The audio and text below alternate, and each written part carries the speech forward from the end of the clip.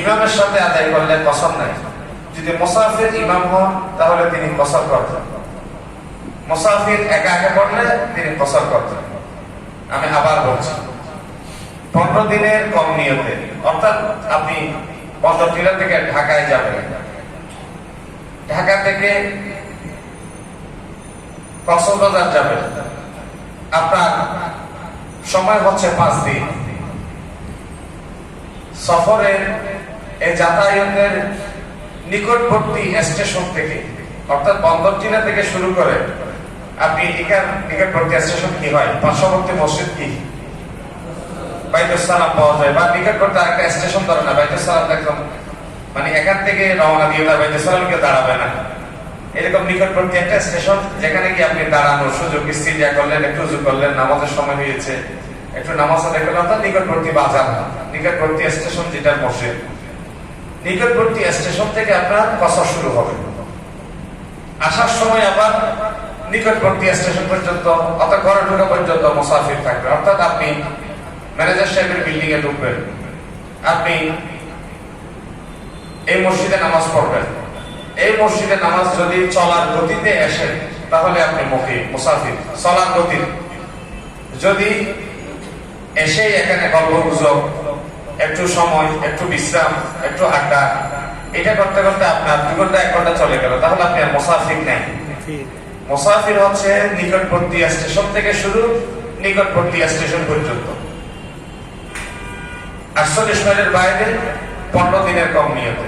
অথবা আপনি বন্দরটিলাতেও থাকেন বছরের পর বছর, বগুড়াতে গিয়েও থাকেন বছরের পর বছর, অর্থাৎ এখানেও 3 দিন থাকেন, ওখানেও 3 দিন থাকেন। এরকম অনেকেই থাকে তো, বিমানে আসা যাওয়া করে, বা এই মানুষটা ট্রেনে আসা যাওয়া করে, বা যেতে হয়, বাড়িঘর আছে, বাড়া করতে হয়, বা জায়গা জমি দেখাশোনা করতে হয়। কোন জায়গায় তিনি পার্মানেন্ট না, অথবা 2 জায়গায় পার্মানেন্ট। 2টা কথা, কোন জায়গায় পার্মানেন্ট না অথবা 2 জায়গায় পার্মানেন্ট। এরকম যদি হয়, যাতায়াতের রাস্তাটা যদি 66 কিলোমিটারের বেশি হয়, তাহলে যতক্ষণ তিনি রাস্তায় থাকবেন ততক্ষণ মুসাফির হবেন। কথা ক্লিয়ার? 48 মাইলের বাইরে আপনি বগুড়াতেও থাকেন, কক্সবাজারেও থাকেন, এখানেও থাকেন। এখানে থাকেন মানে এভাবে থাকেন মুকিম, এখানে কেউ আপনাকে মুসাফির বলবে না। অথবা 2 জায়গায় থাকেন না, এখানে আসলেও 5 দিন, ওখানে গেলেও 3 দিন, এখানে আসলে 4 দিন, ওখানে গেলেও 5 দিন, আপনি সব জায়গায় পুরো জনমে মুসাফির। তাহলে 2 বিষয় এখানে বোঝার ব্যাপার। কোন জায়গায় কেউ থাকে আবার থাকে না, তাহলে তিনি মুসাফির হিসেবেও থাকতে পারেন, মুকিম হিসেবেও থাকতে পারেন। 15 দিনের কমের সময় যদি আসা যাওয়া হয়, অলওয়েজ তিনি মুসাফির থাকবেন। আমার সাথে আমার বিশ্ববিদ্যালয়ের এক কলিগ, তার বাড়ি সিলেট।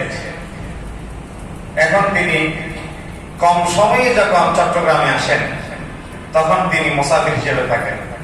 আবার ঘরে যান 3 দিনের জন্য, বৃহস্পতিবার যান, শুক্রবার শনিবার অফ ডে, রবিবার আসেন, তাহলে এই 3-4 দিন ওখানেও তিনি মুসাফির। মুকিম হিসেবে ওখানে ঘর আছে, জন্মস্থান হিসেবে তিনি ওখানে মুকিম হবেন না, যেহেতু ওখানে বছরের জন্মে 1-2 দিন থাকা হবে। এটা জন্মস্থান হইল, এটি মুসাফির হিসেবে ওখানে কসর নামাজ আদায় করবে। মুসাফির ব্যক্তি যদি ইমামতি করেন, মুসাফির ব্যক্তি যদি এখানে ইমামতি করেন, তাহলে 2 রাকাত নামাজের পরে তিনি সালাম ফিরে বলে দিবেন, আমি মুসাফির, আপনারা বাকি 2 রাকাত নামাজ মজবুত হিসেবে পড়েন। অর্থাৎ 4 রাকাত বিশিষ্ট নামাজ 2 রাকাত না পেলে পরবর্তীতে যেমনি আদায় করে দেন, আপনারা আদায় করে দেন। এই জন্য মুসাফির ইমাম না হওয়াই উত্তম, কারণ একবার পিছনে ফিরে বলা আর